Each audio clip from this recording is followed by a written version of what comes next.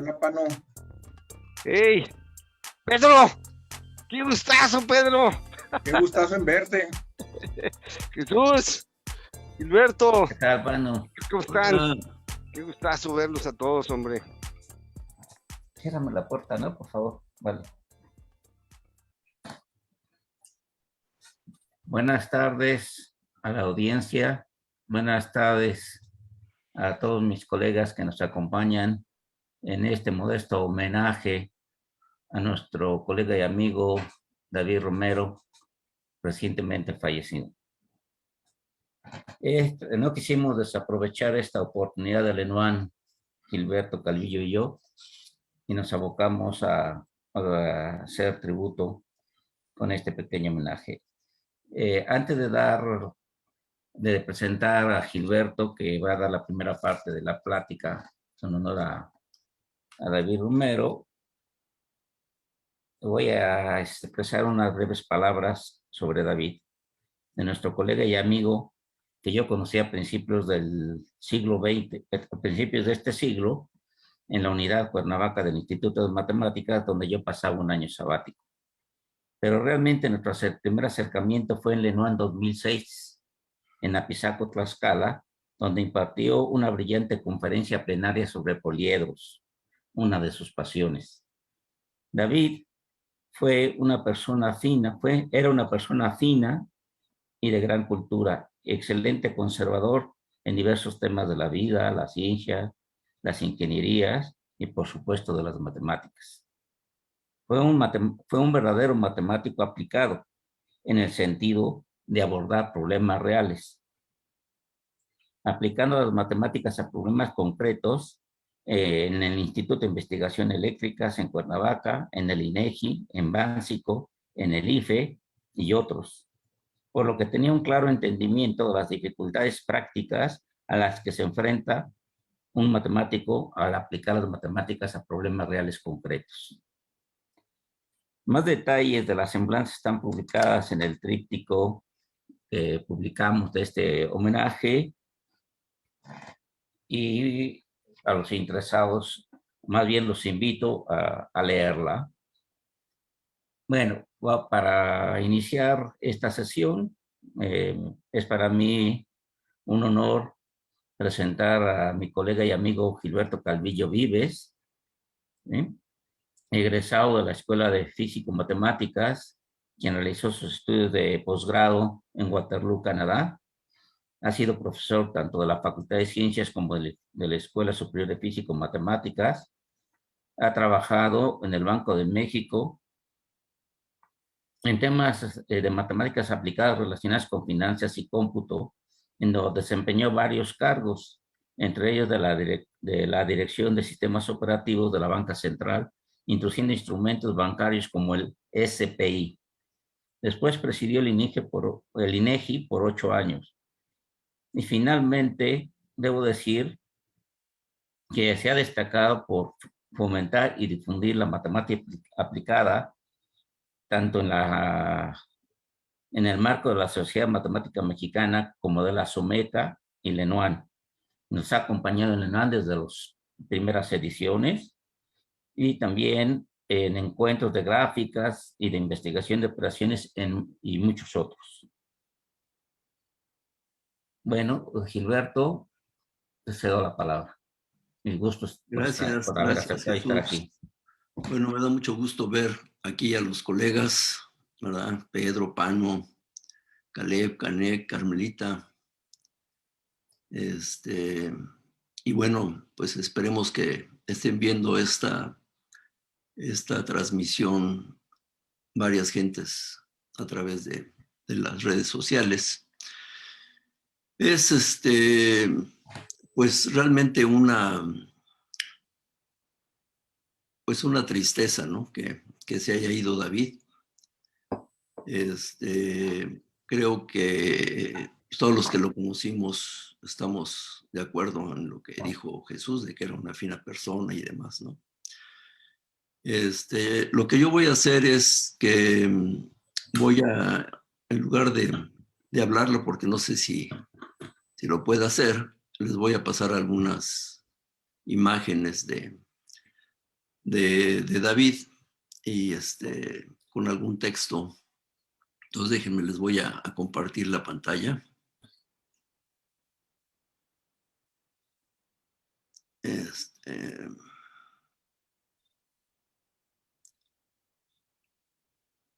Déjenme ver, a ver si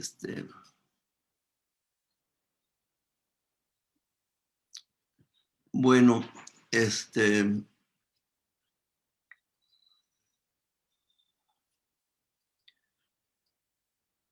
la primera cosa es de que déjenme ver si se ve. Ustedes me dicen si se ve porque ¿sí están viendo mi pantalla?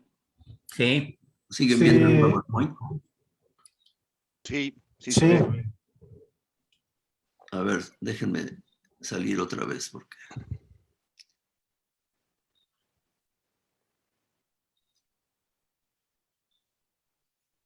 Perdón, es que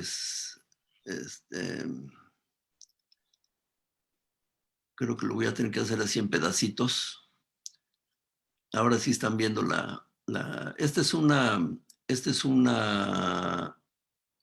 es el último número de la miscelánea matemática. Entonces aquí apareció, bueno, está dedicado la portada a David, apareció algo que escribí, ¿no? En memoria de él. Y bueno, pues tiene algunas consideraciones que pues son muy, muy personales, ¿no? Y pues también, como decía David, pueden leerlas y abundar en pues, más o menos lo que fue David de manera muy breve. Sobre todo, pues se los recomendamos a los más jóvenes que no conocieron personalmente a David para hacerse una idea, ¿no? De él. Ahora les voy a compartir la presentación. Déjenme ver si...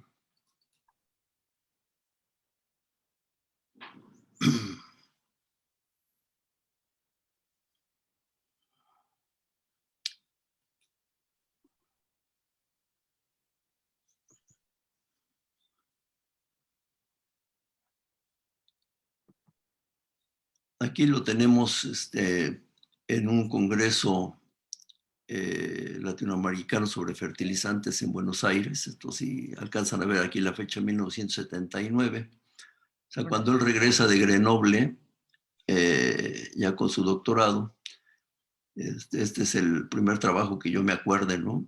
Aquí trabajaron con él varias gentes que luego hicieron su propia carrera, ¿no? Como David Margolin y Papa Costas y demás, ¿no?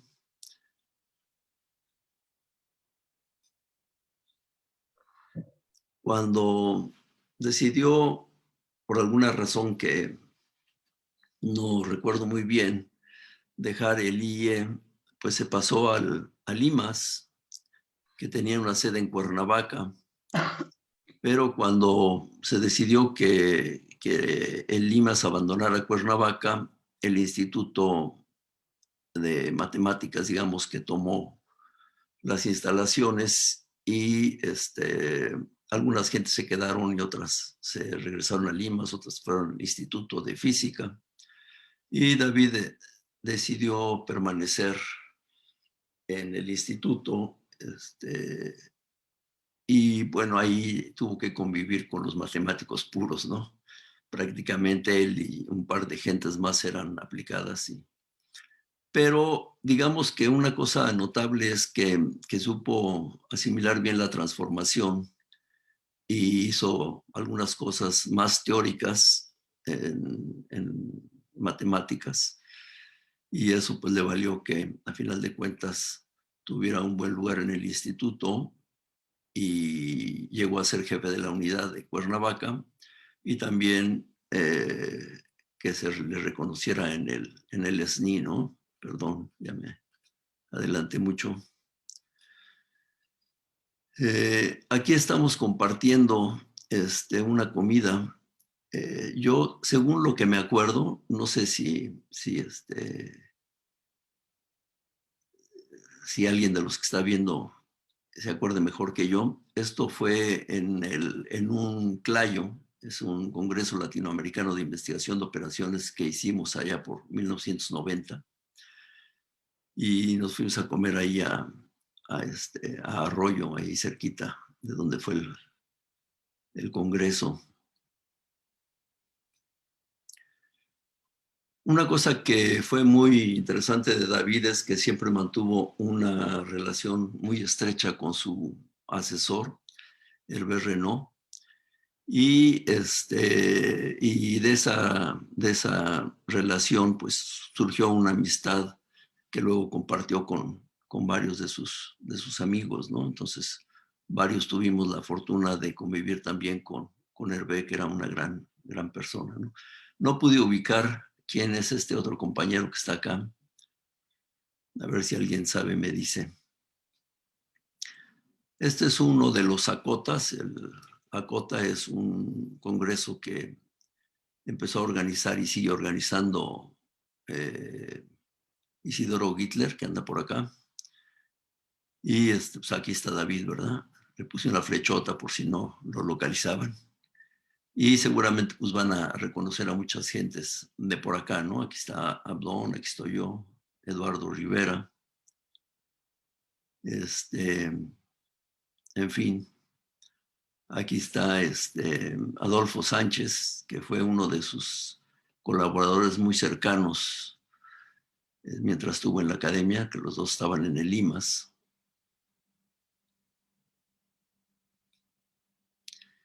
Esto ya es después, alrededor del 2010, estamos en Huatulco y aquí digamos que se concretó la formación de la Sociedad Mexicana de Investigación de Operaciones, de la cual David llegó a ser vicepresidente.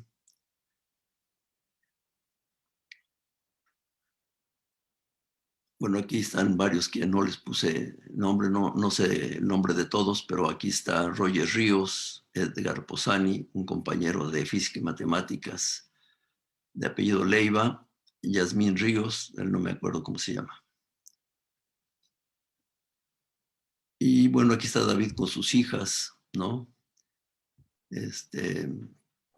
A David, como todos saben, le gustaba pues comer bien, comía poquito pero bien, y le gustaba también el buen vino.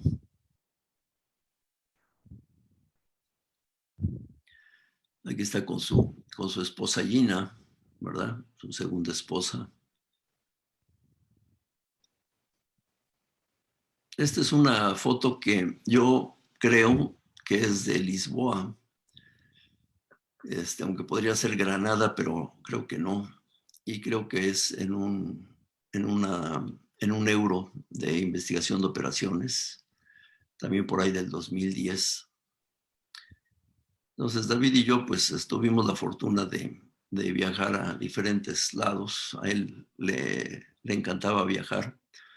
Me acuerdo de una vez que fuimos a un congreso en Grecia, pero David trataba de alargar los viajes, entonces se fue primero a un congreso, creo que en Finlandia o Noruega, no sé. Y de ahí en tren se fue hasta Grecia, ¿no? Entonces se recorrió toda Europa. Siempre era muy, muy interesante platicar con él y sabía mucho de esas cosas, de viajes y demás. Bueno, compartimos el festejo de los 70 años. Curiosamente, los dos cumplíamos años en noviembre. Y David era 2 años mayor que yo, ¿no? Entonces, la idea era promediar y ya, más o menos, ¿no? Sin embargo, aquí creo que lo hicimos cuando yo tenía 70 y él tenía 72. Esta es la última foto que le tomé. Es en mi casa. Y aquí festejamos 75 años, ¿no?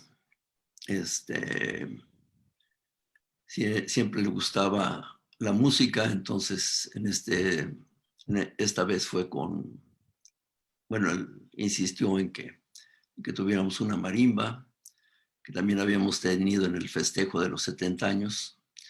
Este cuadro que está acá atrás es un cuadro que pintó su hermana. Ella era pintora, vivía en Estados Unidos. Entonces, cuando vi que David estaba en esa, bueno, que salía esa combinación, pues no me pude resistir y le tomé una foto. Nosotros no éramos mucho de fotos, pero pues afortunadamente se preservaron algunas. Si alguien tiene más fotos de él, pues les agradecería que me las mandara.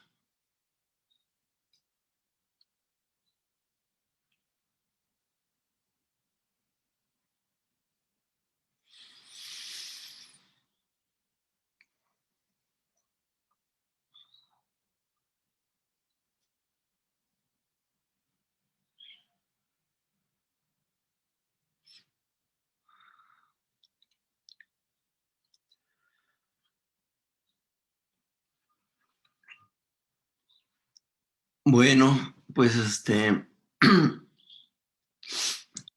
cuando Jesús me dijo que iba a haber un homenaje a David en la Enoán, y que quería que yo platicara de algo académico, pues inmediatamente se me ocurrió que la plática debería de ser conjunta entre Jesús y yo.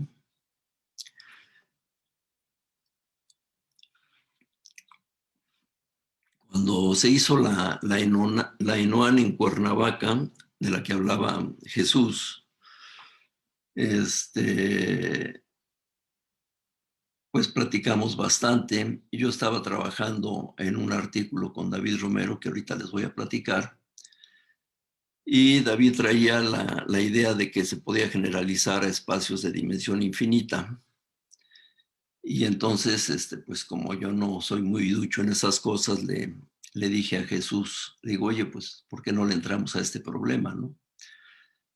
Y desde entonces, pues, estuvimos trabajando ahí de vez en cuando, lo dejábamos y demás, hasta que finalmente, pues, se concretó el artículo y se publicó en el boletín de la Sociedad Mexicana de Cómputo Científico. Entonces, pues, de hecho fue un trabajo entre David, Jesús y yo, y pues nada más adecuado para una Enoán que hablar de ello, ¿no? Entonces, pues voy a pasar a hacer la presentación. De hecho, hice una presentación muy breve. De hecho, está en dos partes. Yo voy a hablar de lo que hizo David primero, luego lo que hice yo con David, y después Jesús va a hablar de lo que hicimos entre los tres, ¿no? En el 90, David publicó este artículo, ¿no? David tenía un estilo que un poco diferente al que yo tengo, ¿no? De hacer matemáticas, más efectivo. O sea, a mí me gusta como que las cosas más generales, más abstractas, pero a él le gustaba encontrarse problemitas que tuvieran una solución bonita, ¿no? Elegante, digamos, ¿no? Y yo no sé cómo le hacía, pero siempre encontraba algo, ¿no? Siempre andaba ahí expulgando cosas y encontraba cosas interesantes. Y esta es una de ellas, ¿no?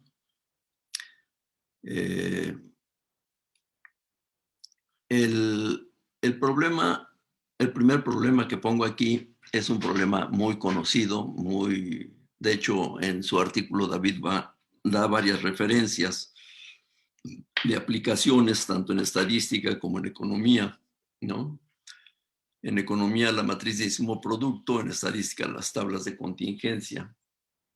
Entonces, el problema es que tenemos como datos dos vectores, U y B, Y lo que buscamos es una matriz, bueno, también tenemos una matriz A, es que yo siempre lo digo de otra manera, pero tenemos una matriz A, un vector B y un vector U. El vector U, o sea, el problema es encontrar otra matriz, aquí le pusimos X, que sea lo más parecida a y que la suma de los renglones de X sea las entradas de U y la suma de las columnas de X sea B. Es decir, tiene lo que yo le llamo los márgenes dados, ¿no? O sea, las sumas por renglones y por columnas están dadas de X, no sabemos quién es X, pero queremos que satisfaga esa restricción y que se parezca lo más que se pueda a A. ¿Sí? Si ustedes le piensan un poquito, pues este es un problema de minimización de norma, o sea, queremos minimizar la norma de X menos A, sujeto a la restricción de que las sumas de renglones y columnas sean los vectores dados, ¿no? Este problema se puede generalizar a arreglos de varias dimensiones, ¿no? O sea, podríamos llamarles tensores si quieren. Y hay dos variantes, ¿no? La que resolvió David es que tenemos ahora un arreglo de K dimensiones, aquí lo puse de 3 dimensiones, y se tienen, o sea, se toman rebanadas, ¿no? O sea, por ejemplo, aquí una rebanada sería una especie como de cuadrado. Se suman todas las entradas de la rebanada y eso es lo que queremos que sea la entrada de estos vectores, ¿no? Entonces, dejo fija una dimensión y rebano a lo largo de las otras dimensiones y quiero una matriz X tal que esa rebanada sume lo que está estipulado aquí, es decir, que tenga estos márgenes que yo le llamo, ¿no? Entonces, es parecido, nada más que aquí pues en lugar de ser una matriz, tengo un arreglo de dimensión K.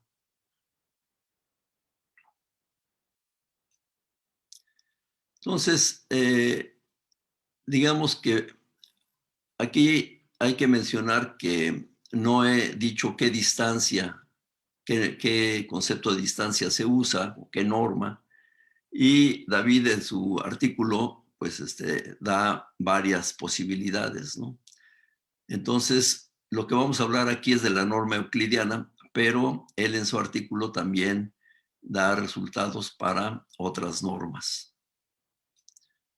Entonces, para la distancia euclidiana, digamos que esto lo que es realmente es una traslación, o sea, aquí ven ustedes que se le está restando esta cantidad y se definen esta phi barritas son las sumas de los márgenes, ¿no? O sea, tomo uno de los márgenes y sumo. Eso debe ser igual a la suma de todas las entradas de A. O sea, esta es la suma de todas las entradas de A y esto es una rebanada, ¿no? ¿Sí? Entonces, bueno, se hace esta transformación, no es relevante ahorita para la presentación, y luego David obtiene este teorema que lo sorprendente es que es una fórmula cerrada, ¿verdad? Si uno lo piensa en términos más generales, este problema es un problema de optimización de una norma sobre una variedad lineal. Entonces, si la norma es euclidiana, pues tenemos por el teorema de proyección que podemos encontrar el óptimo. Lo interesante es que obtenemos o sea, David obtuvo una solución cerrada al problema, ¿no? Lo cual, pues, siempre es interesante, ¿no? Sorprendente, digamos. Hay que mencionar aquí que para el caso de 2 dimensiones hubo un artículo anterior de unos alemanes de Korte y de Achenbacken, donde dan también una fórmula, pero está mal, ¿no? La fórmula está mal. Y David pues indica que hay un error ahí, ¿no? Aquí, digamos, un ejemplito para entenderlo mejor. o sea, si digamos, suponemos que la A es igual a 0, que se hizo una traslación del problema para que A sea igual a 0. Y estos son los vectores U y B. Entonces, en este caso, la fórmula se ve, se ve bien elegante, ¿no? O sea, las entradas X y J de la matriz van a ser las entradas de los márgenes, ¿no? Este es por renglones y este es por columnas. Entonces, para la entrada IJ se toma la suma del renglón I, la suma de la columna J, y se divide entre las dimensiones, ¿no? Si tengo n columnas, divido aquí entre n y m renglones, ¿no? Este phi es la suma de todas las entradas, ¿no? La suma ya sea de los renglones o de las columnas.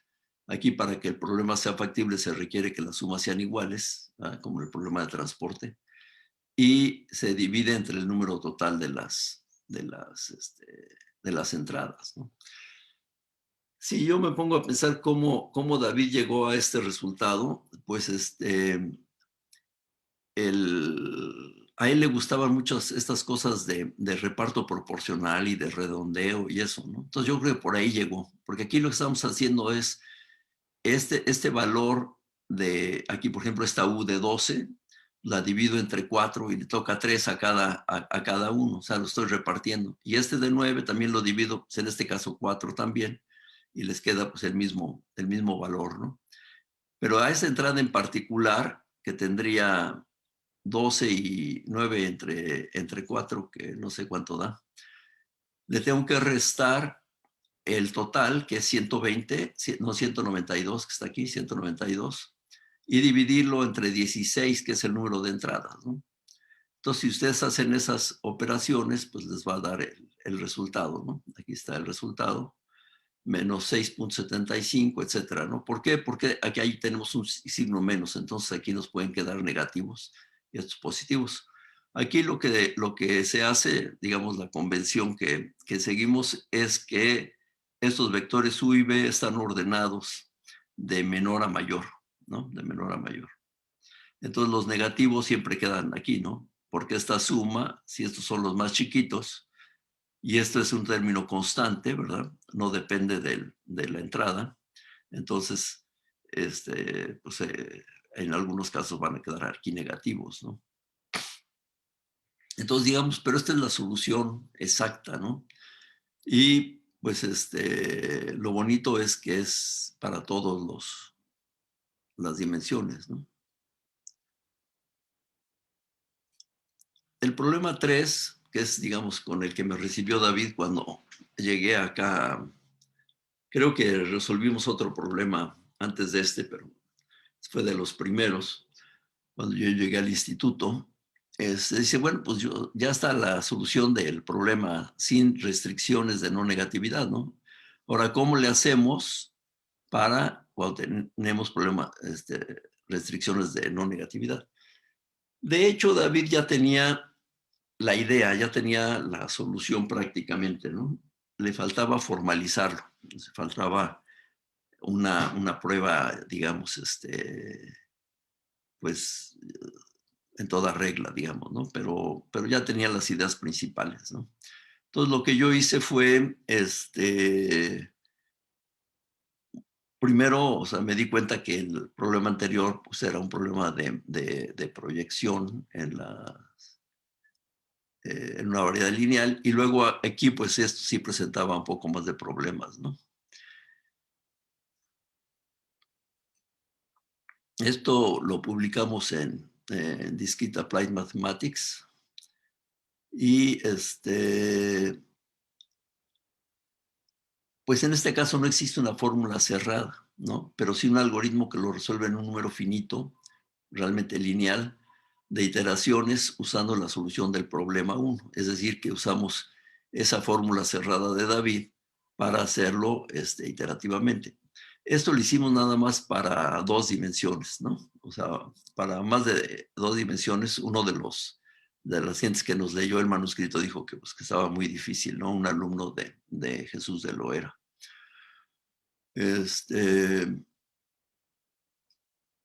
Entonces, digamos, aquí simplemente les voy a decir cuál es la idea.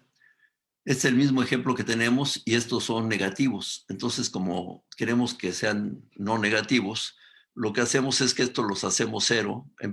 Podemos empezar con uno de ellos, ¿no? Podemos hacer este cero. De hecho, esa era la idea que tenía David.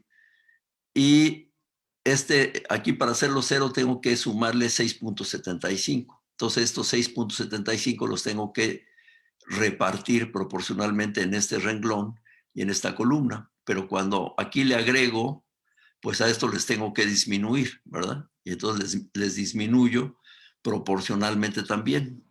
Y si ustedes hacen eso, pues aquí les va a quedar un cero y en algunos de estos les va a seguir quedando negativos, ¿no? Entonces después siguen con el siguiente negativo, vuelven a repetir y así nos vamos, ¿no? Y ese procedimiento, pues, resuelve el problema. En el artículo pues, lo hicimos más eficiente, o sea, no hay que ir de uno por uno, sino se puede ir de varios. La idea es de que todos los ceros van a quedar en esta parte de la matriz, ¿no? Y entonces, una vez que terminamos, digamos, con estos renglones de aquí, ¿no? Con los primeros renglones, el siguiente renglón lo tratamos como si esto ya no existiera, digamos, ¿no? Con otro nuevo problema. Aquí está la solución, o sea, aquí ya hicimos ceros estos de aquí. Si ustedes hacen las cuentas, pues aquí estos dos eran negativos y cuando los hacemos cero, de todas maneras nos aparece otro negativo aquí, después ya se quita y así nos vamos, ¿no? Hasta que ya dejamos todos no negativos, ¿verdad? Esto de es una especie como de dirección. Aquí lo que nos dice es lo que tenemos que sumarle y restarle a cada una de las entradas. Y bueno, pues aquí está el teorema principal del artículo, es algoritmo, ¿verdad? O sea, que nos dice que la solución se divide el problema en subproblemas, ¿no? Entonces el problema késimo es de forma recursiva. Empezamos con la solución de la formulita esta de David y después, de forma recursiva, vamos resolviendo todo el problema hasta que terminamos. Es como quien dice una sola pasada, ¿no? Bueno, esta es una figurita nada más para terminar. Esencialmente lo que hace el algoritmo es que primero proyecta, esta es la solución de David, a esta variedad lineal que es sin restricciones, y después es una serie de proyecciones. Aquí proyecta otra vez a una de las caras del poliedro. Es el poliedro de transporte. Y así sucesivamente, ¿no? Lo que nos dijo este muchacho que nos leyó el artículo por parte de Jesús es que no creía que se podía hacer para más dimensiones, ¿no? Que el algoritmo funcionara. Y eso está basado mucho en que en el problema de transporte, cuando ustedes pasan, bueno, de asignación óptima si quieren, cuando ustedes pasan de 2 a 3 dimensiones, el problema de ser un problema fácil se vuelve un problema NP completo, ¿no? Bueno, hasta aquí sería mi intervención. Gracias.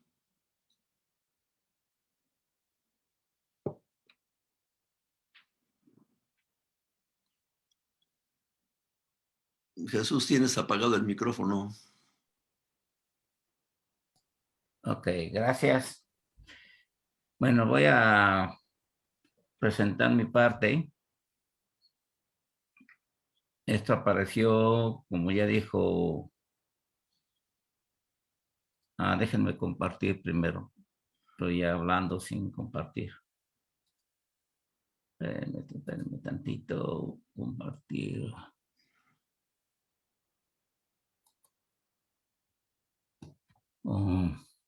Bueno, lo que me gusta más de... ya. Así sí es mejor. ¿Se ve? Sí. Sí, ya se ve. Ok, pero permítanme presentarles brevemente la carátula.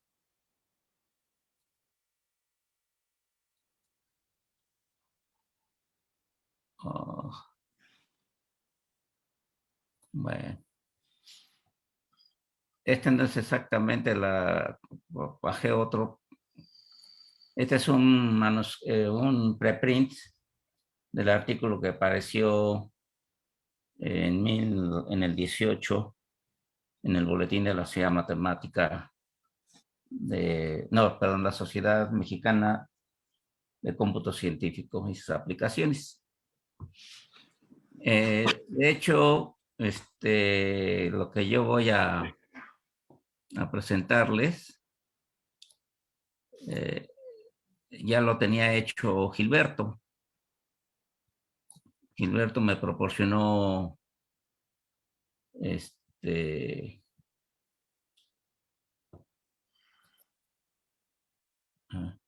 qué no me hace caso?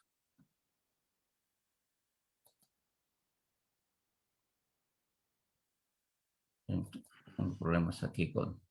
Esa es la de COVID.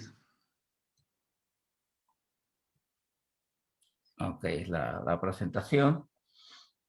Les muestro un borrador, un manuscrito, en donde realmente lo que yo hago ya estaba aquí hecho en 2 dimensiones por Gilberto, es un manuscrito de Gilberto, que realmente fue lo que me sirvió de guía para hacer el trabajo, pero inclusive todas las ideas, pues es siguiendo lo que ya tenía Gilberto hecho y realmente lo que hice quizás un poco de formalizar y visualizar para el caso donde tengo K-observables, que son lo que Gilberto llamó los renglones y la suma por renglón, la suma por columna, los vectores suma renglones por columna, pero en donde ahora en vez de ser vectores, son funciones.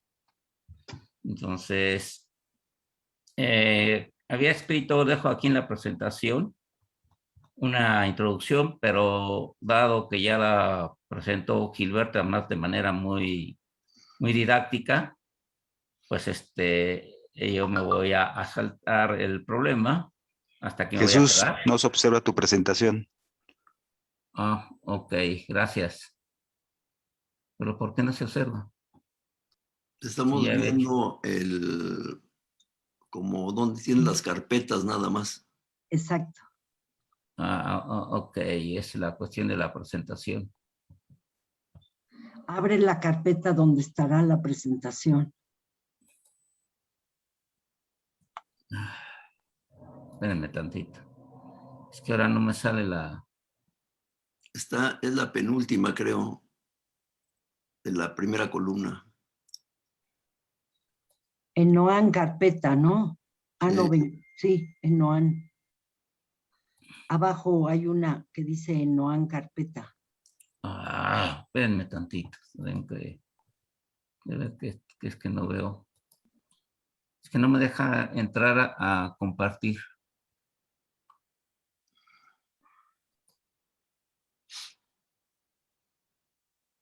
Es que sí estás compartiendo, porque por eso estamos viendo tus carpetas. Sí, pero ahora sí ven la presentación. Ya. Ahora sí. Es que se me ocurrió presentar el escritorio y de ahí poder jalarlos, pero ya vi que no. Bueno, a ver.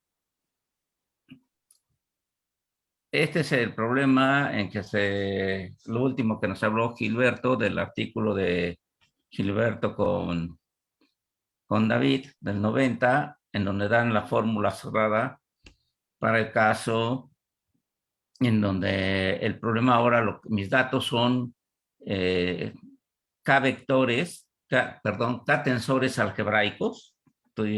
Hay todo, igual como el álgebra lineal, hay un álgebra multilineal. Entonces es un problema de álgebra, de aproximación en álgebra multilineal, que, que recientemente tiene un desarrollo impactante desde el punto de vista de cómputo numérico. Entonces, este es el teorema que se quiere generalizar con las condiciones de factibilidad dadas aquí, que ya explicó muy bien Gilberto. Entonces, realmente lo que se hace en este trabajo es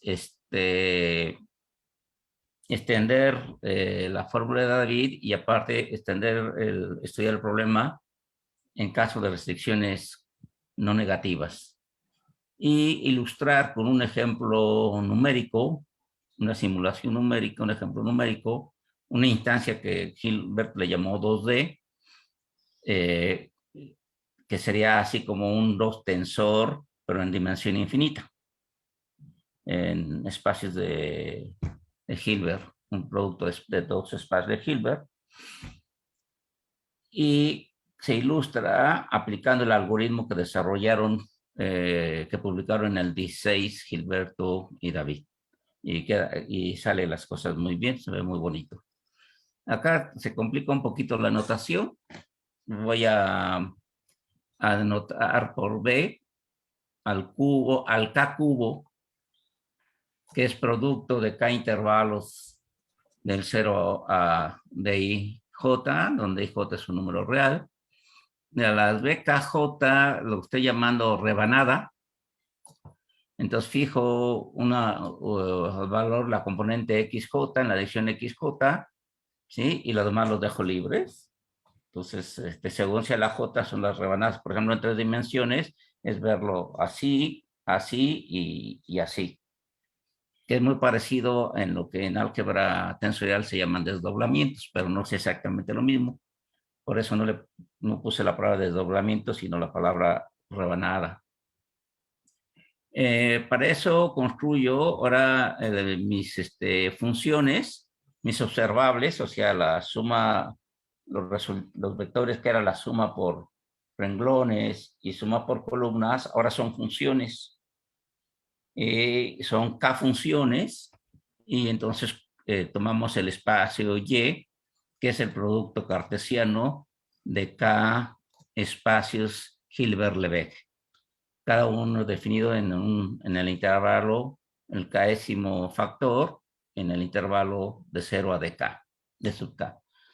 De manera natural se introduce el producto interior, que es la suma de los productos interiores de cada una de las componentes de mi producto cartesiano de espacios de Lebesgue-Hilbert. Y el problema en términos de esa notación se formula de la siguiente manera. Yo quiero minimizar este funcional para funciones en L2 definidas sobre el K cubo, en donde la suma de sus componentes en cada dirección, pues ahora me van a dar una función, que es la función fxj, ¿sí? En donde f la estoy suponiendo como son funciones en espacios L2. La idea de cómo llegar a eso es una idea natural. Tengo el caso de K-tensores, y si yo multiplico por h y supongo que esto converge a cierto valor, esto no es más que la discretización por regla del rectángulo de esta integral. Entonces, al tomar h igual a 0, esto tiende a esta integral y esto tiende a este valor, a esta función. Igual, mi funcional que quiero minimizar, si hago lo mismo, tiende a esto. Entonces, esa es la génesis de cómo, a partir del caso de K-tensores, pasar a dimensión infinita, que siguen siendo como K-tensores, pero en dimensión infinita. Entonces, otra cosa interesante que observamos es que las integrales que estamos calculando, que son estas integrales, en donde aquí esta medida es la medida de integrar en todas las direcciones menos la XJ. Tiene una relación muy estrecha con la transformada de Radon. Y de hecho, se menciona en algún momento que una de las aplicaciones de estos problemas o problemas relacionados con exactamente la tomografía computacional. Entonces, realmente lo que estamos usando de suma, lo que Gilberto dijo, fijo una dirección y sumo todas las componentes en las otras direcciones, ¿sí? Eso es muy similar a una transformada de radón discreta. Y bueno, eso nos facilitó el formalismo de qué espacio escoger. Lo podemos hacer en espacios funcionales más complicados, pero tomamos la idea de hacerlo lo más sencillo posible. Y entonces nos quedamos con L2. Bueno, lo que se puede ver es que estas, estas transformaciones que me hacen sumar en la décima dirección resultan operadores lineales continuos. En términos de eso, introducimos un operador que le llamo observacional, le llamamos observacional, que son exactamente las sumas en cada una de las direcciones. Y entonces, dado un observable f, ¿qué son? Pues son los vectores que en el caso de 2 dimensiones corresponde a mi vector de suma por renglones y mi vector de suma por columnas. Entonces, ahora es mi observable en mi espacio Y. Recuerden que mi espacio Y son funciones L2 que tienen entradas L2. Entonces, es minimizar esta funcional, que es la norma L2, pero sobre mi cubo, pero con restricciones bajo esta transformación observacional igual a mis F, que son mis observables dados. Entonces, esto es de nuevo lo que dijo Gilberto, el problema se reduce de nuevo a buscar el punto más cercano desde el origen a una variedad lineal, pero ahora en un espacio de dimensión infinita. Las mismas condiciones de observabilidad que teníamos para el caso de K-tensores nos funcionan para este caso, en donde aquí por F gorra F sub J barra entiendo los promedios. Es una manera de escribir. Esto, lo dicho de otra manera, es que las integrales de mis observables, todas ellas coincidan, ¿sí? Que es lo que corresponde a que la suma de mi vector columna, de la suma por renglón, con la suma del vector renglón, que es la suma por columnas, coincida. Exactamente es eso. Y entonces, en esas condiciones, yo sé que mi conjunto de soluciones admisibles es no vacío. Después, pues como es un problema de minimizar un funcional con restricciones lineales usando el lagrangiano multiplicado de Lagrange, que es exactamente el método que usó David para hallar la fórmula exacta en su artículo del 90, eso es lo que hace, halla las condiciones necesarias de optimalidad usando el lagrangiano, y de manera muy ingeniosa, ¿verdad? Arregla las cuentas y llega a la forma elegante que ya nos mostró Gilberto. Entonces, ese resultado viene dado, es un problema en esencia de mínimos cuadrados, y su solución analítica viene dada por esto. Entonces, lo que hicimos después es simplemente hallar las expresiones cerradas del operador adjunto y del operador observacional junto con su adjunto, el inverso. Y bueno, encontramos que esta fórmula ya la sabía porque ya la había encontrado Gilberto. Simplemente fue su generalización y fue verificada para cada el escenario K. También calculamos analíticamente la forma cerrada del inverso del observable por su adjunto. Todo esto funciona si yo me restringo a un subespacio W, que es todos mis observables que satisfacen las condiciones de observabilidad, de factibilidad. Se prueba que ese espacio es un subespacio cerrado de mi espacio de las funciones observables. Entonces, pues simplemente sustituyendo las fórmulas analíticas que tengo del adjunto y de este operador T por T asterisco inverso, se obtiene exactamente la fórmula que es la generalización de la fórmula que obtuvo David en el 90 del siglo pasado. Bien, otra cosa interesante, no sé si lo tengo aquí. Aquí está.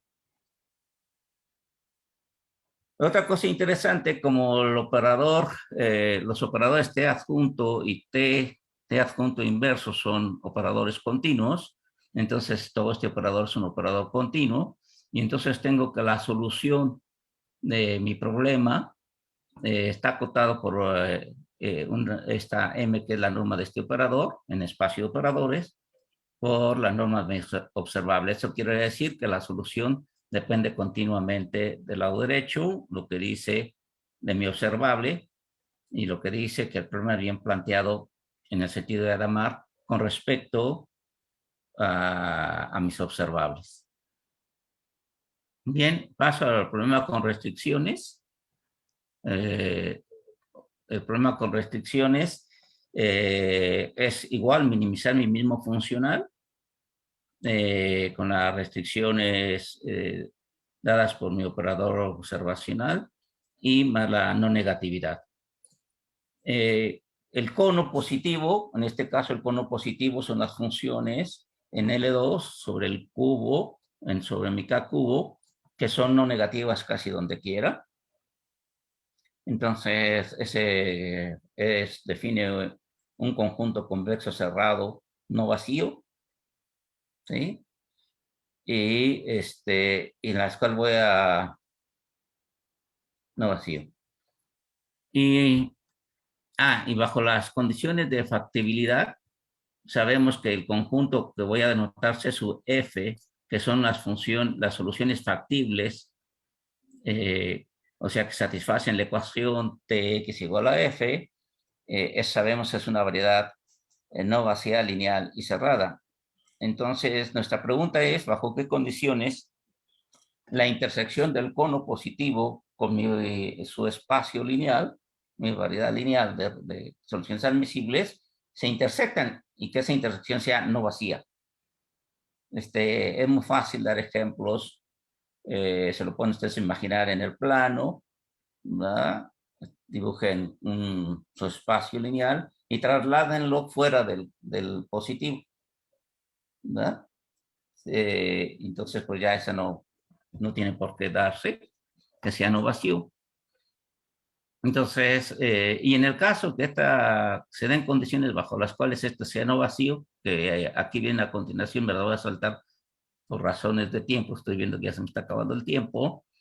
Entonces, lo que sí sé es que en el caso que este conjunto, que es la intersección de mi cono positivo con mi variedad lineal, si es no vacía, el problema se reduce a buscar el punto del origen más cercano a un convexo no vacío y cerrado. Y ese es el problema de la proyección convexa, que está aquí anunciado. Ese proyecto de la proyección convexa, aquí lo estoy anunciando en caso general, y es esto mismo mi problema en el caso que hacia el elemento A sea igual a 0. Entonces, ese problema tiene solución, que se conoce como teorema de la proyección convexa, e inclusive está caracterizada la solución por estas desigualdades que se conocen desigualdades variacionales, ¿sí? Que no son otra cosa que las condiciones necesarias de optimalidad, que posiblemente sean el equivalente a las con Tucker. Pero mi enfoque es más hacia mi experiencia que tengo en problemas de formulaciones variacionales en parciales, y entonces va un poco más en esa dirección. Este operador, a diferencia, este es un operador de proyección. Este operador definido que a cada F le asocie la solución más cercana al origen, más cercano a F, perdón. En el convexo define un operador que es de proyección, pero ahora ese operador de proyección es no lineal. Sin embargo, ese operador es continuo.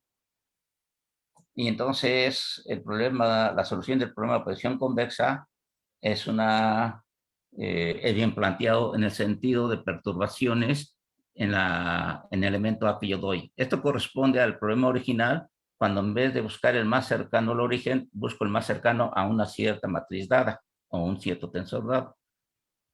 Bien, pues particularizando ese resultado, pues tengo esta caracterización de la solución.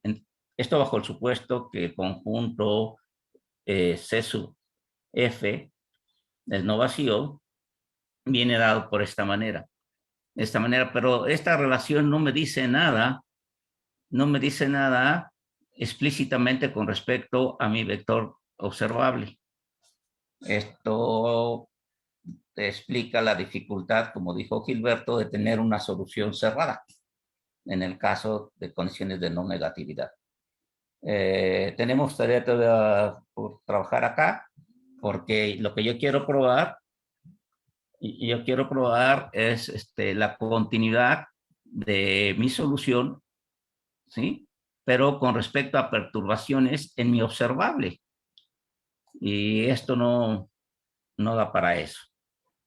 Bien, hay un caso que estudian Gilberto, ilustran Gilberto y David, que es el caso en donde las funciones, las vectores de suma por renglones y suma por columnas son de entrada no negativas. Entonces, bajo estas condiciones, en este caso, entonces se puede mostrar que precisamente el conjunto de la intersección de la variedad lineal con el cono positivo es efectivamente no vacío. Bueno, por razones de tiempo, aquí ilustro, se va a ilustrar con el caso, ¿cómo le llamó? Instancia 2D. La instancia 2D, el mismo problema, pero en instancia 2D quiere decir que nada más estoy usando dos variables, mis funciones son en dos variables. Entonces, en ese caso, el problema se discretiza usando regla del trapecio y se va afinando la partición hasta que las soluciones se parecen mucho, dada una cierta tolerancia. Ahí está todo eso explicado, está explicado en el artículo. El algoritmo es el mismo, bueno, es una variante del que está en el artículo, ¿cómo se llama? De 2016, porque aquí hay que estar haciendo cálculo de cuadraturas numéricas. Es una adaptación del algoritmo, pero es el mismo que mencionó, ¿cómo se llama? Gilberto, de donde hay ceros, hacer los negativos ceros y irlos moviendo, pero ahora en donde los valores que se obtienen son a través de integrales. Y se hizo un experimento numérico con estas funciones f y g, que son una cuadrática y una cúbica, que sí cumplen mis condiciones de factibilidad. Se tomó como tolerancia 10 a la menos 1 y sus intervalos que se obtuvieron para la convergencia, el tamaño de paso en cada uno de ellos, en cada una de las direcciones son delta 1, delta 2, resultaron ser estas. Para eso se generaron los vectores, uno de 160 entradas y el otro de 256. O sea, y el resultado final es esto, en donde lo más claro son los valores más grandes y lo que está en negro son ceros.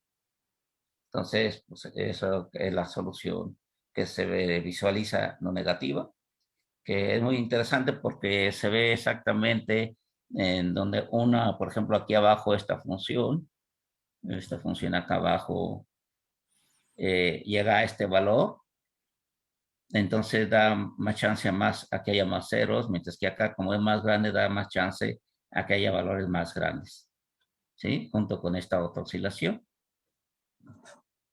Y bueno, Eso es, entonces, en concreto el trabajo, en resumen de esta segunda parte. Mm, Y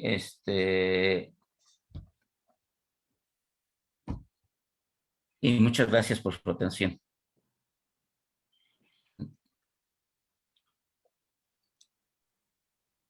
No sé si Bueno, haya preguntas.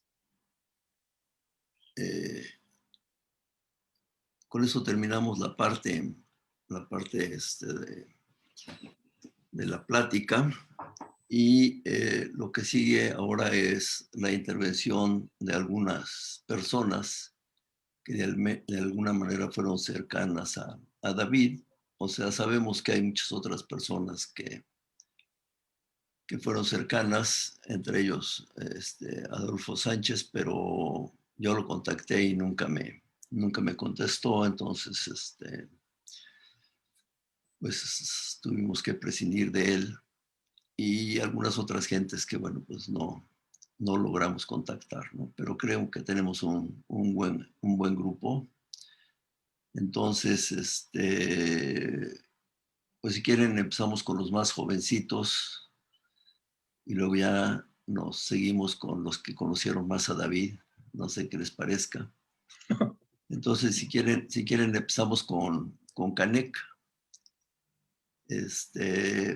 Son 6 personas las que están aquí apuntadas, entonces más o menos vamos a pensar que tienen 5 minutos cada quien para hablar y y entonces le daremos la palabra a la siguiente persona. Adelante, Canek. Gracias, Gilberto. También gracias por invitarme. A los organizadores. Ya nada más rápidamente déjenme decir que comienza a ser un poquito desconcertante que me digan de los jovencitos, porque la verdad ya no, me estoy alejando de ese grupo cada vez más y más.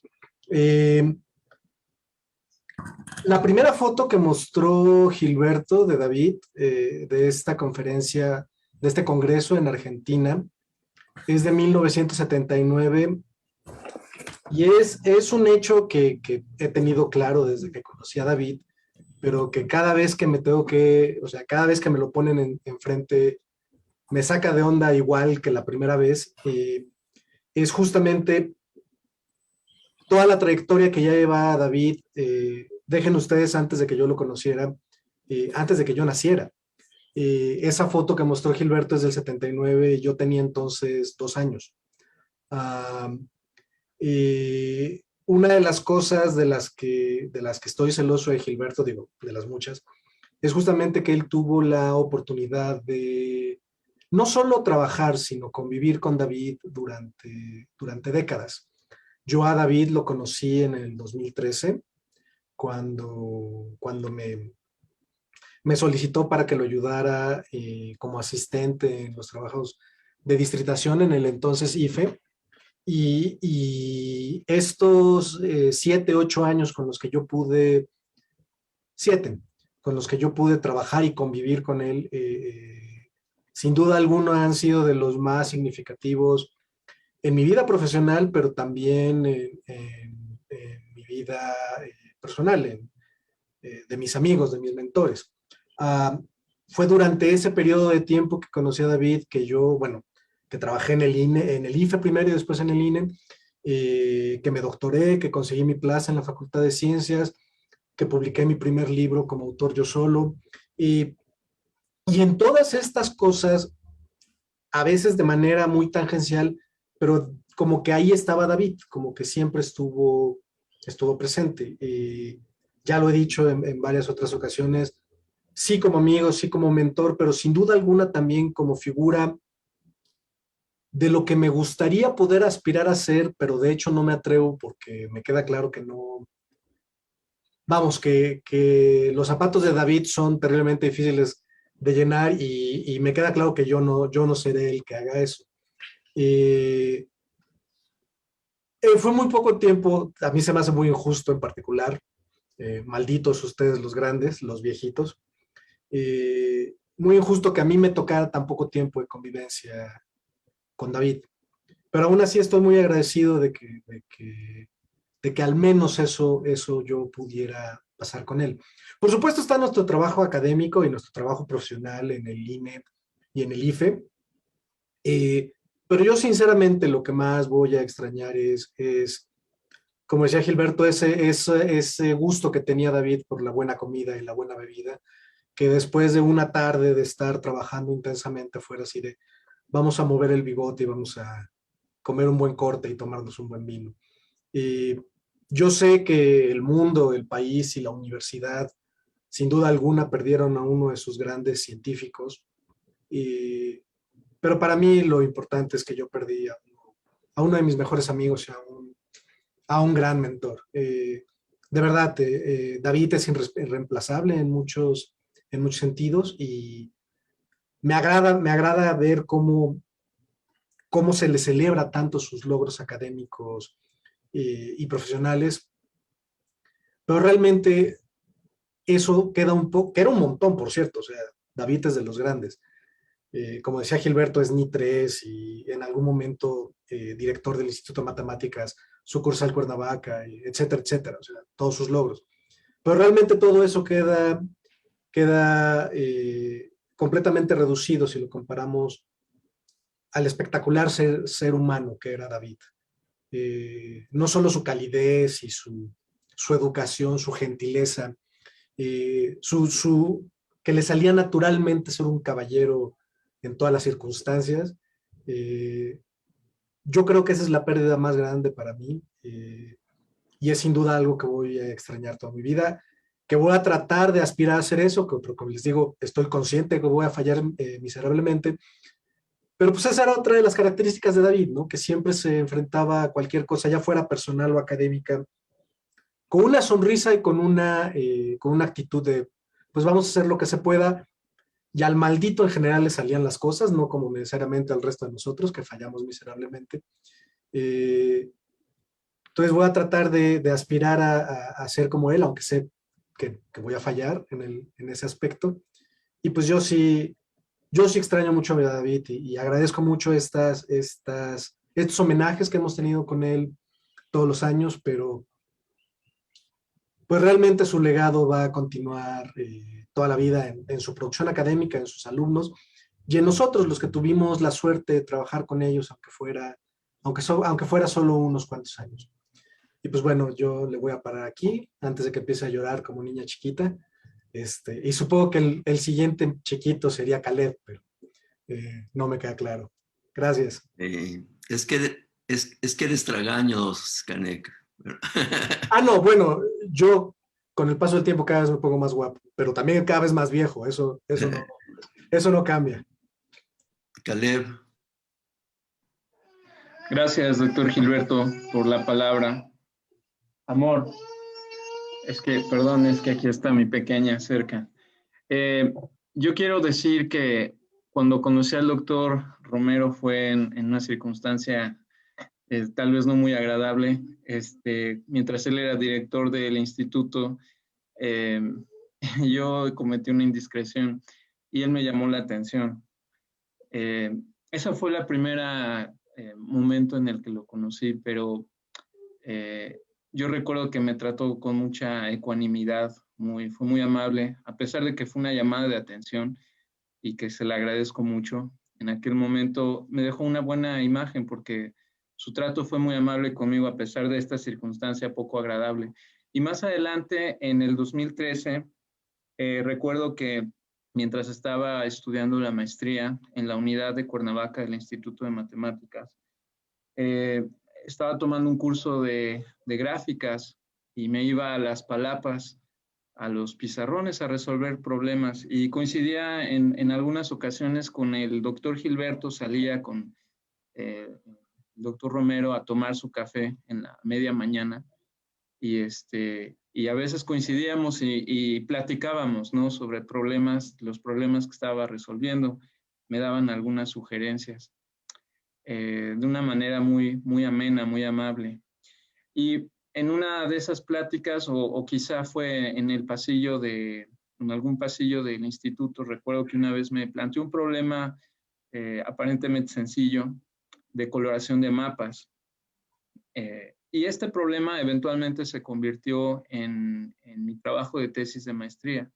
Entonces, el doctor Romero, pues, fue amigo, fue mentor. Le agradezco mucho la oportunidad de haberme mentoreado, de haberme enseñado, haberme introducido. En aquel entonces yo estaba como inclinado hacia las matemáticas puras, hasta que lo conocí a él y al doctor Gilberto. Me llamaron la atención las aplicaciones y me he dirigido desde entonces en ese camino. Y entonces él me dirigió a esta tesis de maestría. Yo les quiero enseñar un par de láminas nada más, no voy a hablar del problema, nada más quiero mostrarles unos resultados.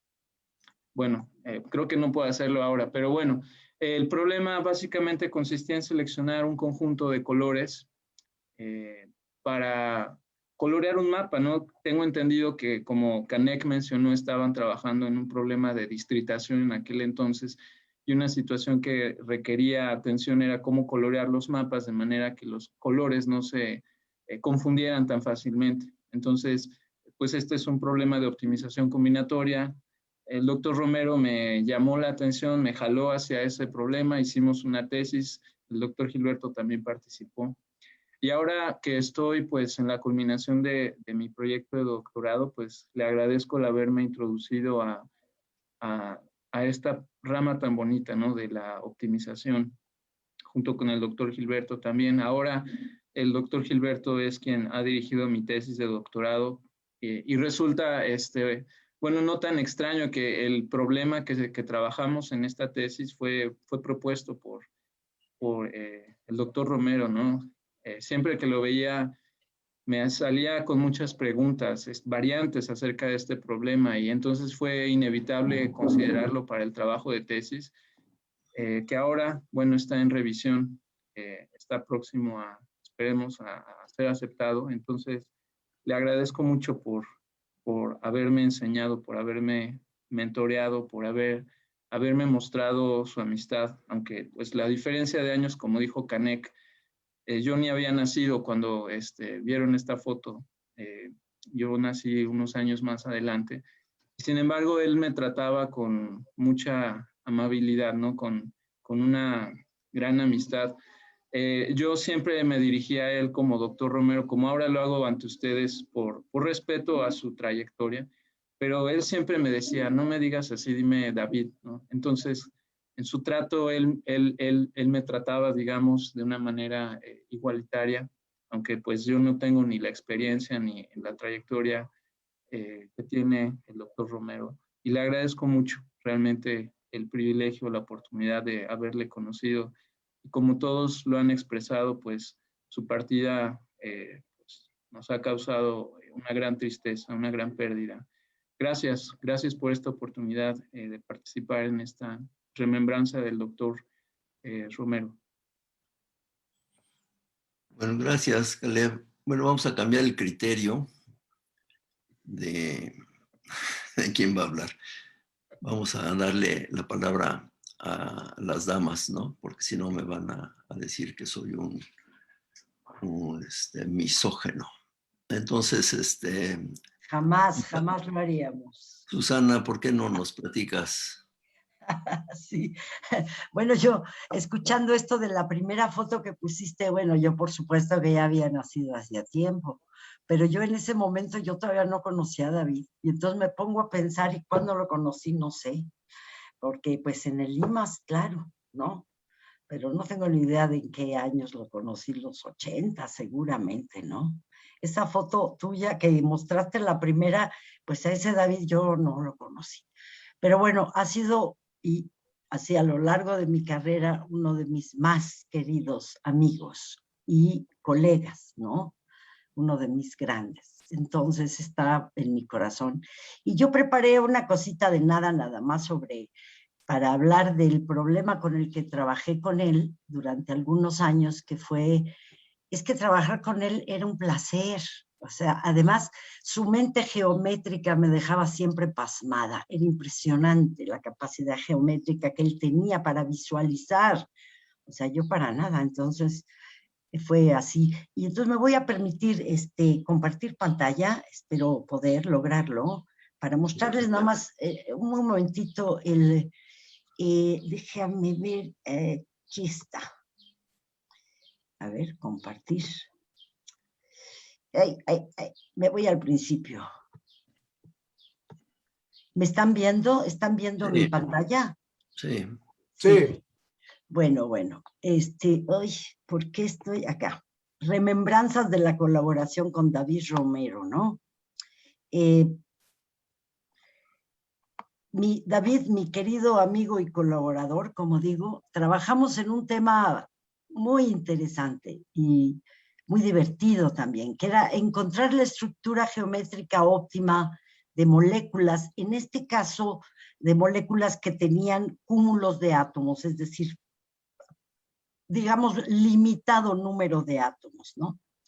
Y que había que minimizar una energía potencial. Entonces, trabajamos desde el 94 hasta el 99 en esto, publicamos 5 artículos, tenemos 270 citas sin autocitas, bueno, por decirlo, ¿no?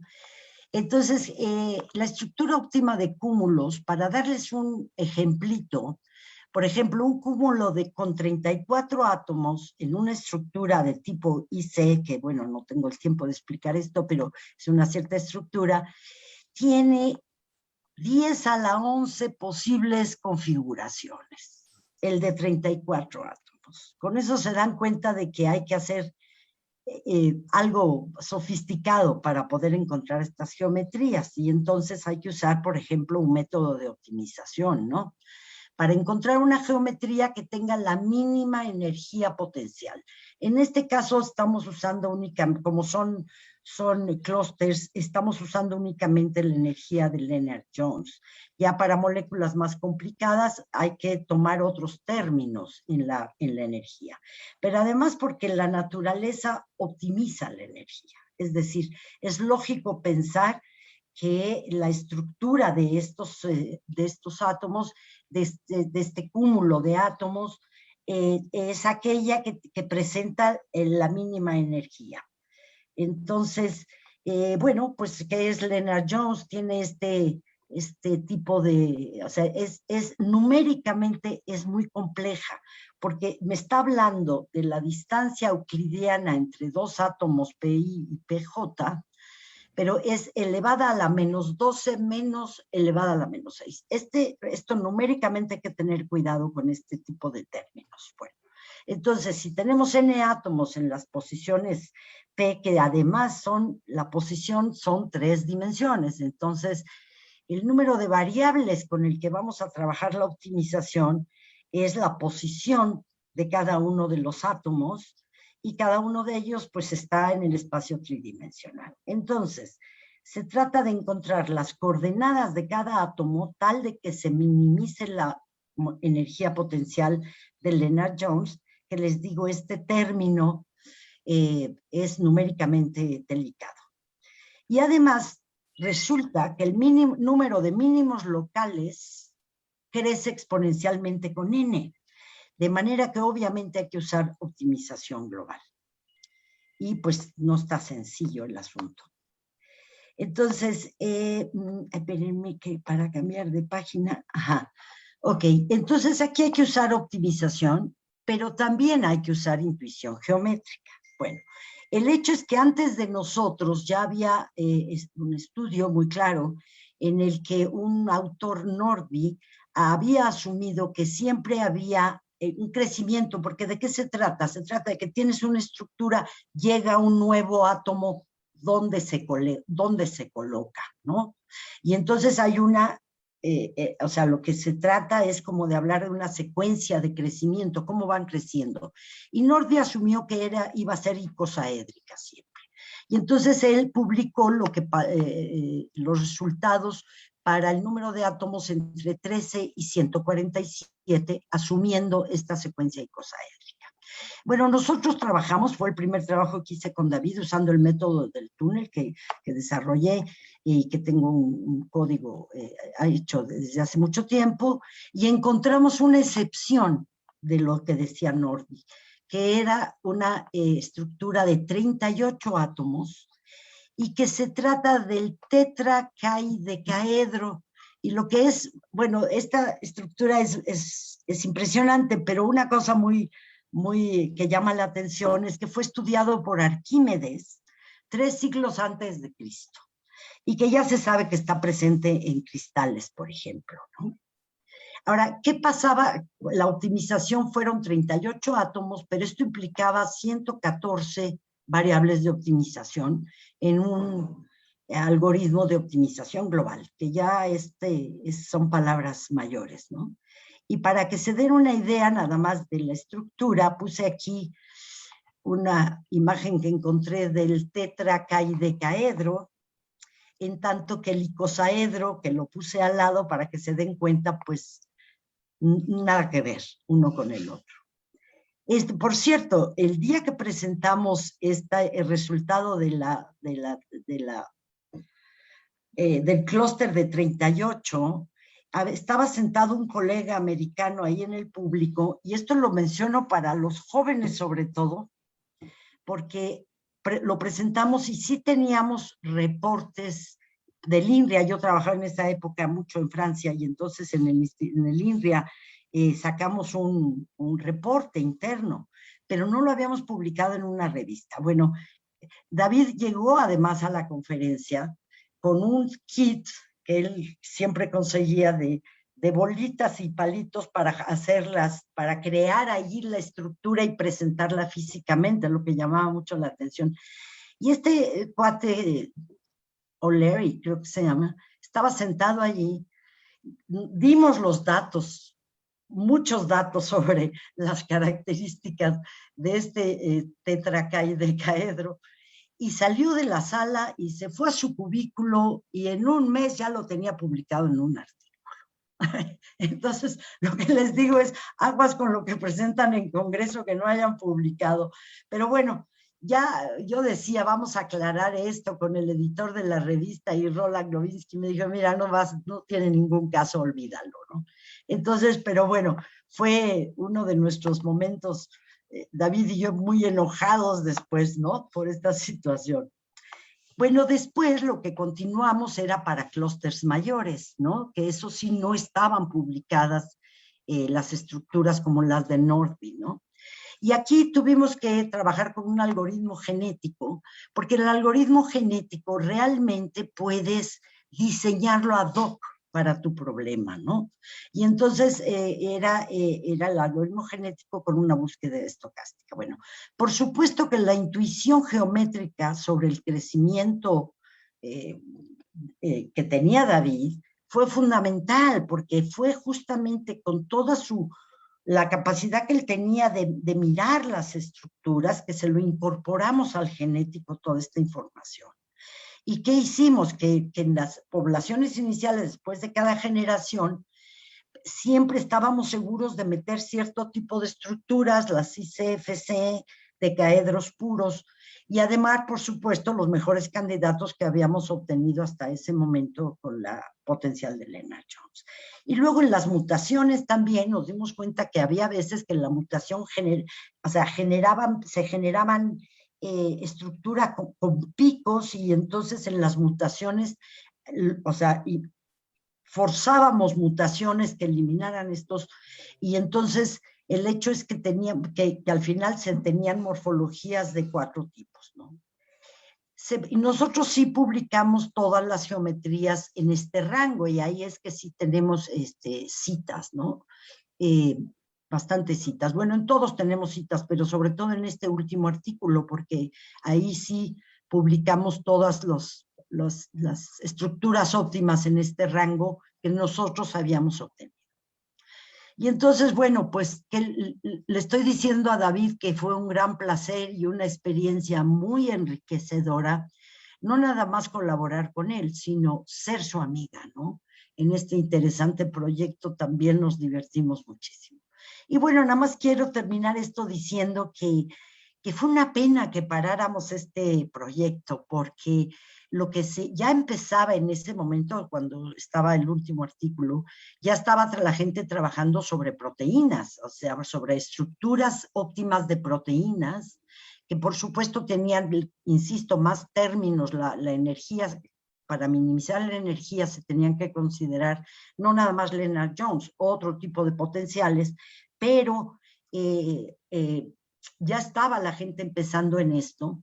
Y hoy en día, bueno, por supuesto que el conocer la estructura óptima de las proteínas, en el caso del que estamos viviendo del COVID, para estudiar los virus hay que conocer las estructuras óptimas y por supuesto en la generación de vacunas. Entonces, es absolutamente fundamental conocer las geometrías de las proteínas y bueno, pues lo que nosotros hicimos fue muy seminal en este sentido porque, como ya había mencionado, la parte de Lennard Jones es la que numéricamente puede dar muchos problemas en el caso de la optimización. Entonces termino diciendo gracias, amigo querido, sigues en mi corazón porque lo siento junto a mí, ¿no? O sea, y incluso platico con él. Así que bueno, con esto yo me despido. Los que les interesen las publicaciones que hemos hecho, pues me avisan y yo se las envío. Gracias a todos. Ay, regreso aquí a donde están ustedes. Ay, no sé por qué no puedo salir de mi pantalla. Tengo que salir de quitarle... Dejar de compartir. Dejar de compartir, sí, a ver, no compartir, no. Arriba, creo que está. No sé por qué no puedo regresar a dejar de compartir. Ay, siempre tengo problemillas con estas cosas. A ver, déjame quitar y aquí me meto aquí y Zoom, salir de Zoom, no. Estoy en Zoom, no quiero salir, cerrar las ventanas. Debe haber un botón que diga ver opciones. Ajá.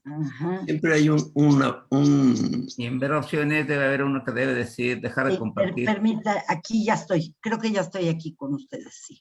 Ok. Ay, no sé, no, ya otra vez se me fue. No, está bien ya. Está bien. Ya estoy, ¿no? Ya estuvo, sí. Gracias a todos. Carmen.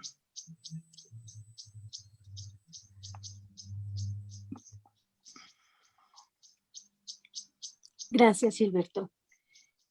Bueno, oyéndolos a todos ustedes, me doy cuenta que es mucho más grande el legado que yo pensaba de David.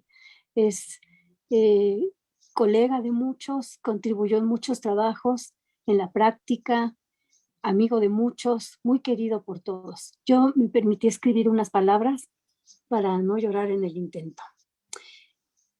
Conocí a David en un curso de optimización combinatoria en la Facultad de Ciencias alrededor de los años 80, en los últimos semestres de mi carrera. Acababa de regresar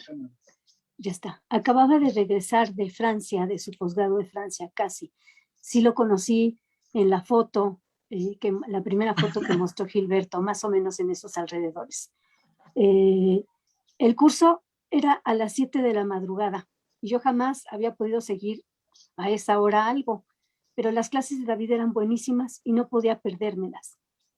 Era un excelente profesor, aún recuerdo la forma de plantear sus problemas, despertando gran interés en nosotros, su manera súper motivante de introducirnos en la teoría de complejidad, las matrices Dub y Book que trabajaba, los algoritmos heurísticos desconocidos para mí hasta entonces, los glotones, recocido simulado, los genéticos, y me acuerdo cómo los describía. El primero de ellos, el glotón, iniciaba con una descripción que me encantaba.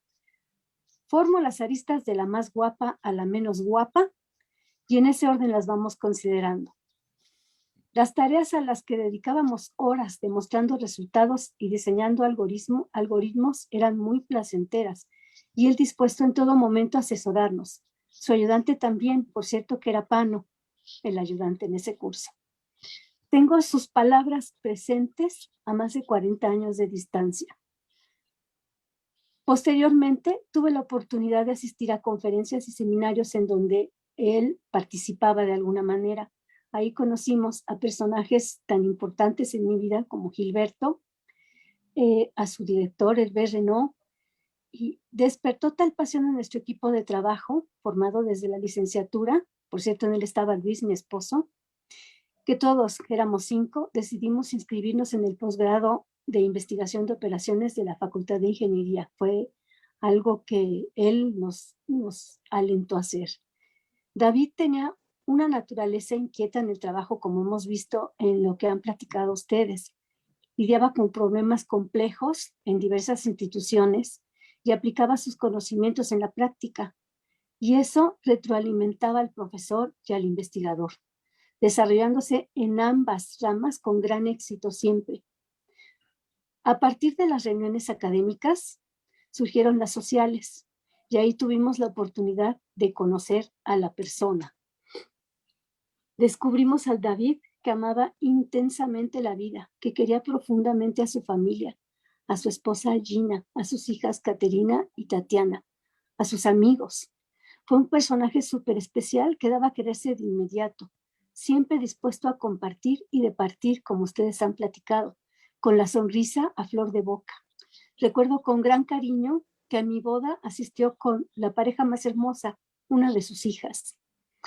Recuerdo las comidas con los amigos, las reuniones en casa de alguien, las salidas nocturnas, algún baile en el Bar León, en fin, tanto que compartimos. En los últimos años, a pesar de la distancia y las circunstancias que espaciaron las oportunidades de vernos, cuando lo hicimos nos poníamos al corriente y era como si no hubiera pasado el tiempo.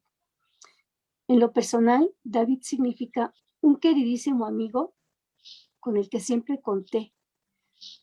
Siempre me alentaba. Si iba a exponer algo en un congreso y me entraba el pánico escénico, él me decía, nadie sabe más que tú. Y así me alentaba. Siempre estaba dispuesto a darme valiosísimos comentarios sobre mi trabajo. Algún ejemplo, cuando le mostré mi libro sobre teoría de redes, me dijo, ¿por qué no completas tal cosa? Y me hizo reescribir algún que otro capítulo y agregar 2. En el plano personal siempre tenía las palabras precisas. Bravo, lo hiciste muy bien. Qué padre está eso que están haciendo. Y se alegraba de lo bueno que sucedía. O me decía, tienes derecho a ser feliz, y me confortaba cuando algo no iba bien. Asimismo, compartía sus vivencias, sus alegrías y sus tristezas conmigo. Espero yo haberle dado algún consuelo como él lo hacía conmigo. David es una de las personas que marcó mi vida y doy gracias por haberlo conocido y porque me haya honrado con su amistad. Siempre lo extrañaremos. Siempre estará presente en nuestros corazones. Está con nosotros. Muchas gracias. Gracias, Carmen. Bueno, ahora tengo una decisión difícil entre Pedro y Pano, pero creo que vamos a oír primero a Pedro y vamos a dejar al final a Pano. Bueno, primero que nada quiero agradecer a los organizadores de este homenaje porque tengo la impresión de que ustedes buscaron a los expositores y yo creo que yo fui el único que dije que yo quería exponer en este homenaje.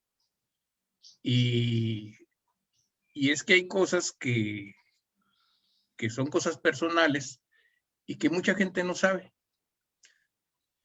Yo conocí a David en 1985. Él presentó un trabajo en el Congreso de la Sociedad Matemática Mexicana en Hermosillo.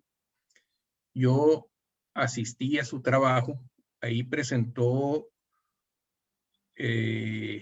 los detalles del modelo del despacho económico, que es un problema muy importante para el país porque trata de cómo todas las plantas que producen energía eléctrica tienen que producir para que se satisfaga la demanda que se tiene, para que cumplan con las restricciones de operación de las plantas, que todo sea lo más barato posible, etc. Yo soy autodidacta en el área de optimización y en aquel entonces estaba trabajando un problema que era el problema de de programación de dietas por medio de menús. Y tenía la misma estructura que tenía el problema que estaba comentando David. Entonces, cuando terminó su exposición, pues yo fui, lo saludé, me presenté y le dije que tenía un problema, que me interesaba que me diera su opinión. Entonces, ya nos pusimos de acuerdo, tomamos un café en uno de tantos lugares que tiene el Congreso de la Sociedad Matemática Mexicana, y más tarde decidimos seguir en un buen lugar para comer y empezamos a tomarnos unas cervezas, cosa que continuó durante toda la semana del Congreso. A partir de ahí, David y yo nos hicimos muy amigos. Y de hecho, él vino, no sé si entre 5 o 10 años, todos los años a la ciudad de Hermosillo, en donde nos ofrecía un curso de una semana y además nos daba una plática. El curso podía ser de lo que él quiera. Así es que en el transcurso, los estudiantes de aquí de Sonora vieron teoría de gráficas, complejidad, métodos heurísticos, bueno, un gran panorama de áreas de matemáticas. Yo, en lo personal, pienso que eso ayudó a que mucha gente, porque a mi juicio son bastantes los que estuvieron asistiendo a esas pláticas, después siguieran en campos que son muy, muy afines a lo que David presentó. De hecho, de los estudiantes con los que yo trabajaba, varios estudiantes siguieron por el área de matemáticas aplicadas y en eso tuvo mucho que ver la formación que les dio David. Adicionalmente a sus venidas, resulta que yo iba, porque todo era por medio de un convenio del UNAM con la Universidad de Sonora. Si él venía para acá, pues yo podía ir para allá. Y también durante muchos años fui a Cuernavaca. Y llegaba, platicaba, en un principio él me daba artículos, platicábamos de un problema, platicábamos de códigos, etcétera, etcétera. Poco a poco me fui haciendo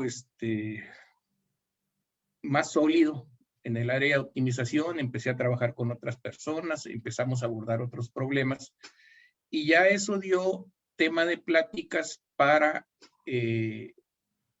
otro tipo de cuestiones. Por ejemplo, él demostró mucho interés por el enfoque con el que el doctor Luis Morales y yo trabajábamos el problema de configuraciones de moléculas. Ahí tuvimos resultados muy interesantes y se convirtió eso en tema de plática de muchas reuniones.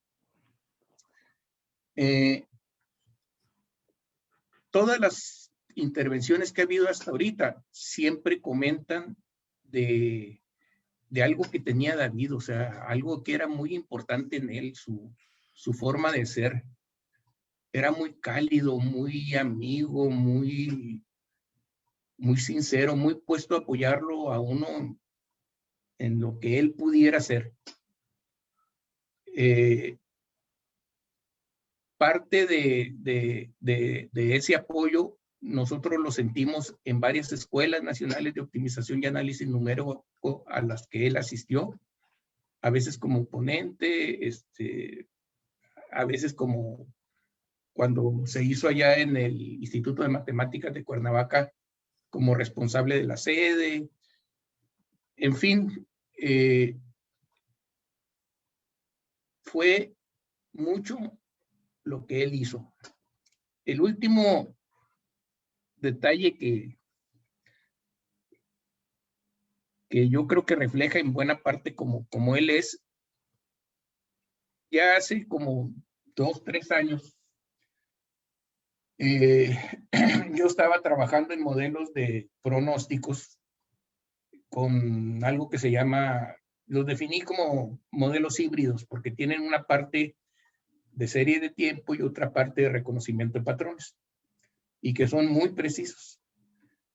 Y con eso se estaba modelando un problema muy importante para el país, que es el problema de el pronóstico del consumo de energía del día siguiente. Entonces, en una NOAA se los platiqué a Gilberto y a David. Ellos después me invitaron al Instituto de Matemáticas en Cuernavaca a que les platicara más a detalle el modelo. Ahí se estableció un contacto para que hiciera una exposición en el Instituto de Investigaciones Eléctricas y Energías Limpias. Ahí tenía al staff mayor en el área de pronósticos de energía eléctrica del país y hubo muy buenos comentarios sobre eso. Y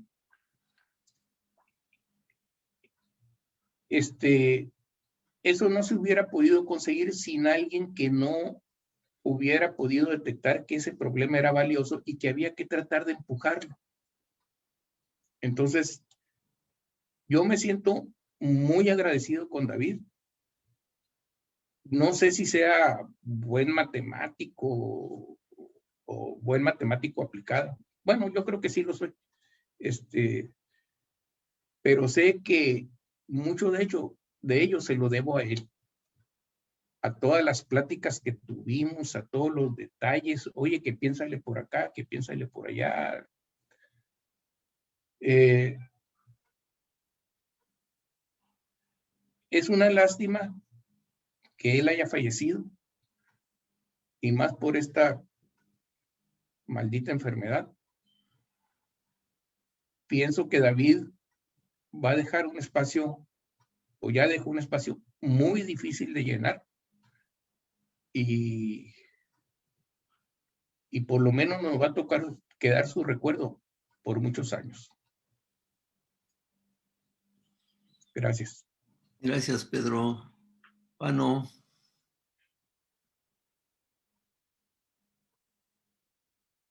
Vemos que vas en tu nave espacial. Sí, estoy aquí en el Enterprise. Decidí dejar la pandemia y estoy en el espacio. Oye, pues qué gusto verlos a todos. Carmelita, qué bárbaro, hace millones de años. Bueno, no tantos para ti. Tú siempre joven. Susana, qué gusto verlos. Y sí, recordar a David. Me dijeron que tenía que ser breve. No se puede ser breve. Recordar a David. El impacto en la vida de pues, todos los que estamos aquí es tremendo. Yo debo decir que los mentores, o sea, los pilares que me llevaron en mi carrera de matemático aplicado son tres: Agustín Cano, David y Gilberto, ¿no? Pero con David tuve más interacción por circunstancias de la vida, ¿no? O sea, nuestras carreras profesionales se intersectaron muchas veces, ¿no? Y la primera interacción fui su ayudante en optimización combinatoria y todo de la clase de la que hablaba Carmelita. Y en esa época yo estaba haciendo la tesis con Agustín Cano. Se supone que o sea, el tema era atacar el problema de programación entera como un problema de teoría de grupos. El tema precioso. Y Agustín se le presentó la oportunidad de irse, creo que se fue a Nueva York o a París, no me acuerdo. Y entonces le pidió a David que si me asesoraba, ¿no? Entonces David fue mi asesor de tesis de licenciatura en este tema tan interesante. Entonces, por esas épocas llegó Gilberto de Waterloo, nos empezó a hablar de matroides, matroides orientados, polimatroides, y esa pasión de Gilberto por las matemáticas, o sea, es incendiaria, ¿no? Y pues, lo mismo con David, ¿no? De aplicar y todo, y pues yo quiero ser así, o sea, a lo mejor no soy tan bueno como ellos, pero yo quiero ser así. Y con bastante guía de los dos, de David y Gilberto, pues seguí los pasos de Gilberto, ¿no? Me fui a Waterloo, exactamente al departamento de Management Science, donde estuvo Gilberto, pero combinaba todas las clases de programación matemática y combinatoria, y todo lo que era matemática me iba hacia, ¿no? Combinatoria and Optimization, que en esa época Waterloo era líder en el mundo, ¿no? Erdos era adjunto, estaba Edmonds, Poulet-Blanc, no había realmente gigantes ahí, ¿no? Entonces tomar clases con ellos era una cosa impresionante, ¿no? Pero por una gran influencia de David, a mí siempre me han gustado las aplicaciones, ¿no? O sea, es como aterrizar la matemática, ¿sí? O sea, primero ver un problema y abstraerlo, ¿no? Y después, creo que eso de alguna manera se lo aprendí a David, ¿no? Poder hacer esas abstracciones y encontrar, pues este es un problema de programación lineal, o este es un problema de teoría de colas, o así, ¿no? Poder identificar qué tipo de problema es. Podía dar el primer paso así de formularlo y todo eso, y después colaboraba con matemáticos y ya los afinábamos y todo, ¿no? Entonces, pues mi tesis de maestría y doctorado estaba relacionado con el tema de manufactura, de hacer programación de la producción, en el que se combinaba cargas de trabajo, lo que se llamaban lotes de producción, y secuenciación, ¿no? Porque había diferentes productos, ¿no? Entonces, en esa época se hacían las cosas jerárquicamente, ¿no? Primero se calculaban qué trabajos, de qué tamaño iban a ser los lotes de producción o cargas, y después se hacía la secuenciación, ¿no? Y un israelita que se llamaba Goldratt, diseñó un sistema, escribió un libro y empezó a hacer muchísimo dinero. Entonces, la gente de Cornell, Conway, y Maxwell y todo, pues se empezó a preguntar, a ver, pues publica tus cosas, y él dijo, no, es propietario. Entonces, pues enojadísimos, entonces se empezaron a formar congresos para hacer reverse engineering, ¿no? Y una de las cosas que él hacía es precisamente combinar la secuenciación con las cargas de producción. Entonces, mi director de tesis fue Mike Magazine, que era cuñado de Nemhauser. Y pues lo que hice al principio es abstraer el problema, crear una taxonomía, y empezar a atacar los problemas sencillos y todo, ¿no? Y para ciertos problemas muy sencillos eran convexos, y entonces una buena aproximación al problema combinatorio, como David, ¿no? Se podía hacer con una fórmula, ¿no? Utilizando el lagrangiano y todo eso. Y luego le enseñé ese trabajo a Denis Nadev, gran colega de todos nosotros, y encontró una estructura combinatoria ahí que en lugar de que fuera aproximación, se podía resolver con un greedy.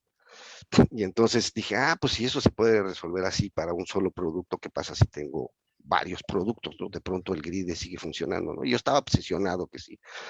Y se lo enseñé a David, y David, con esa intuición increíble, me dice, no, no, el greedy no va a funcionar aquí. Pero mira, y me empezaron a enseñar ejemplos y todo. Y dice, no, espérate, a ver, es que eso es lo que pasa con la combinatoria, ¿no? O sea, estás tratando de utilizar la inducción, pero se rompe la inducción porque hay un caso, como en el caso de Susana, el problema 38 átomos, ¿no? Que por todos lados funciona, pero hay un caso, ¿no? Eso es lo que lo vuelve bellísima la optimización combinatoria, ¿no? De que es difícil y hay que pensar, ¿no? Y él me dijo, no. Entonces, fui a su casa, nos pasamos así todo un fin de semana, él estaba en Cuernavaca, y lo encontramos, era para 25 productos. Y entonces la tesis con la taxonomía y todo, resultó bonito ese caso, ¿no? De que había un contraejemplo para cuando no funcionaba el algoritmo, ¿no? Y después, a través de David, pues empecé a participar en muchísimos congresos, en Leonardo y todo, ¿no? Y como gran matemático aplicado, pues me presentó al famosísimo Pedro Flores. y realmente esa interacción con Pedro fue revolucionaria porque hicimos un programa en HP Labs que de todos los programas que había en HP Labs, el programa de becarios que logramos a través de Pedro y otras universidades mexicanas y todo, fue excepcional. Nomás les voy a dar unos datos, ¿no? O sea, logramos tener más de 100 becarios, generamos 10 tesis doctorales, y algunas de ellas en Stanford, Columbia, UC, la Universidad de Santa Cruz, patentes, etcétera, ¿no? O sea, fue uno de los programas más exitosos. Y seguíamos, con David y Gilberto, seguimos muchas interacciones y todo, ¿no? Yo siempre tenía el gusto de que cuando estaba en México me lo encontraba. Y la última vez que pude convivir con David fue en el evento de Saltillo en el 2018, ahí en una cena tan cálido como siempre, ¿no? Y como les digo, ¿no? O sea, David, pues realmente con su pasión, con su inteligencia, con su forma de ver la vida, su humanidad, ¿no? Su sencillez, ¿no? Como decía Caleb, ¿no? O sea, esa sencillez de David, ¿no? Y cómo nos acercaba a la humanidad, ¿no? Y cómo veía los problemas, cómo los simplificaba de una manera tan hermosa, ¿no? Pues, David, pues, amigo, hermano, estás conmigo siempre. Yo creo que estás en el corazón de todos y tu legado aquí está, ¿no? Con nosotros y gracias por todo. Gracias. Un abrazo a todos.